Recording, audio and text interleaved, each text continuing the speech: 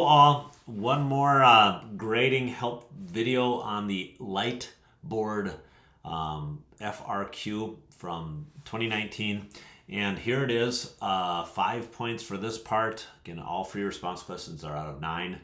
So your first point becomes accesses an element from lights as a Boolean value in an expression. And that is right here. So if lights are col. Okay, again, if you did not have those same variables or use them incorrectly later, it does not matter. If you use lights and you have a reference to a integer for row and an integer for col, you get this point.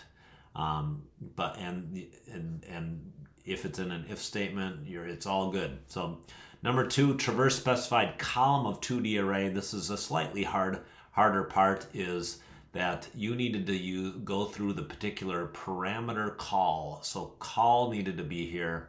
This R needed to be the loop variable because you wanted to go through at every position 0 at call, 0 at call, or 1 at call, 2 at call. So call remains the constant. So you're going down the column to determine a couple of things.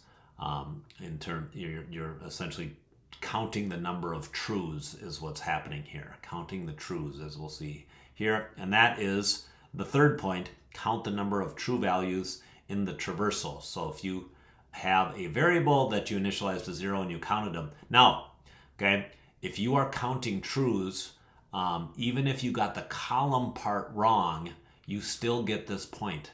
If you accidentally, for instance, looped through row and col, or just put row here, or even if this is like R and C or I and J, if you have anything but you're still counting trues, okay, in that array, even if incorrectly you're not doing the right column or whatever, you still get that point. Okay.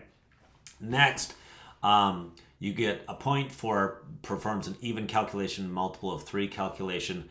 That is num on mod 2 equals 0. That means the number of trues is even. This one is the number of trues is divisible by 3. And if you did that, you get a +1. So this is that +1 for both of those. And then finally, returns true or false according to all 3 rules. And all 3 rules are, if this is true, remember, and even number of trues in that column, return false.